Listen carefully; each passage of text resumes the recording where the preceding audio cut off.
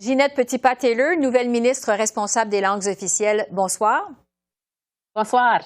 Vous êtes la première ministre des langues officielles du Canada d'origine acadienne. Vous avez donc évolué dans un milieu minoritaire toute votre vie.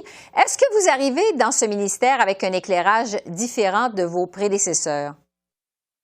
C'est fort probable. C'est ça, il y a quelques semaines que j'ai appris que, oui, effectivement, que j'étais la première ministre acadienne qui détient le poste responsable des langues officielles. Et puis, en tant qu'Acadienne qui vit en communauté, en situation linguistique au niveau minoritaire, je comprends très bien les enjeux. Et puis, c'est sûr aussi que je reconnais que le déclin existe au Canada pour la langue française. C'est quelque chose que je vis régulièrement. Ça fait que pour moi, c'est sûr, en venant avec ces responsabilités de ministre responsable pour les langues officielles, c'est sûr que j'amène mon cheminement au ministère. Ouais. La modernisation des langues officielles, bon, vous dites que c'est une priorité absolue pour vous, pour votre gouvernement. D'ailleurs, vous avez promis de déposer un projet de réforme dans les 100 premiers jours de votre mandat. On sait que la réforme précédente, qui avait été déposée au mois de juin, est tombée à l'eau avec le déclenchement des élections. Ça fait des années qu'on nous prévoit une réforme des langues officielles au Canada. Est-ce que cette fois-ci, ça va être la bonne? Savais-tu, je pense que c'est à cause de ça. Quand j'ai rencontré le premier ministre, quand il m'a demandé d'assumer ses responsabilités, il l'a dit clairement que pour lui, le redépôt du projet de loi était une priorité absolue pour lui, pour notre gouvernement et puis pour moi comme ministre. Ça fait qu'on veut s'assurer que notre projet de loi va rencontrer les besoins d'aujourd'hui ainsi que les besoins de l'avenir. Comme que vous l'avez bien dit, la révision de la loi sur les langues officielles, ça fait longtemps qu'elle n'a pas été révisée. Et puis, on veut faire sûr qu'on fait un bon travail, que tous les Canadiens, Canadiennes, Québécois, Québécoises pourront vraiment se reconnaître, se voir dans ce projet de loi. Fait qu'à ce temps-ci, moi, je suis vraiment en réflexion. Dès mon arrivée à ce dossier, j'ai commencé à rencontrer plusieurs intervenants, vraiment de partout autour du Canada, puisque je voulais entendre leurs impressions, leurs suggestions, leurs positions, si qu'on veut, puisque à la fin des temps, on va redéposer notre projet de loi, puis je veux m'assurer que c'est le bon projet de loi pour tout le monde.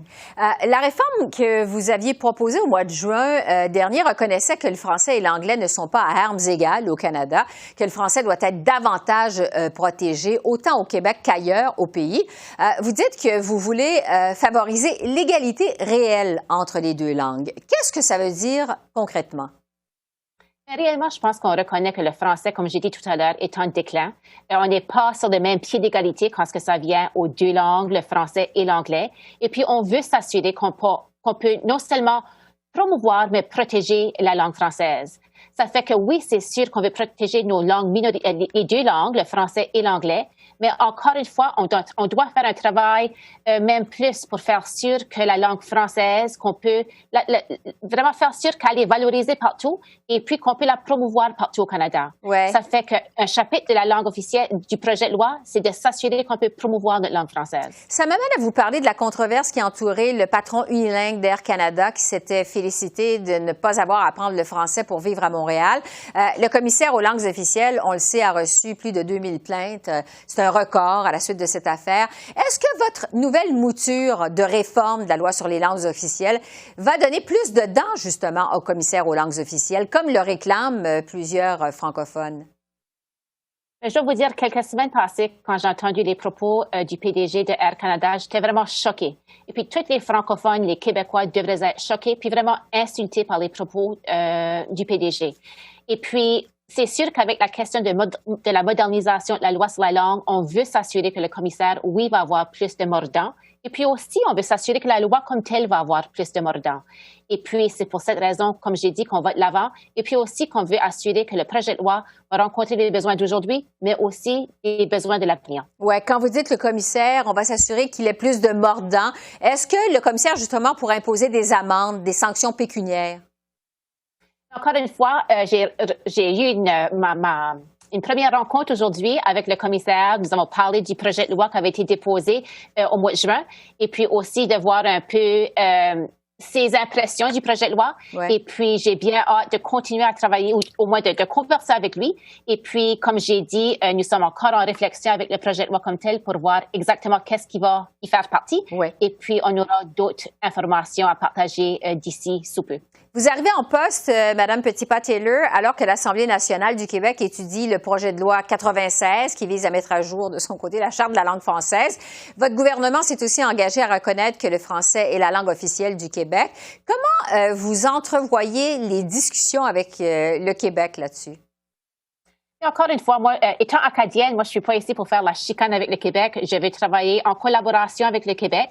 C'est sûr que le projet de loi qui a été déposé à l'Assemblée nationale, on suit le débat de près. Et puis, j'ai bien hâte à travailler avec mes homologues de la province du Québec. Je vais vous entendre sur le financement de l'enseignement supérieur. Il y a une affaire qui a monopolisé, vous le savez, l'attention chez les francophones en milieu minoritaire.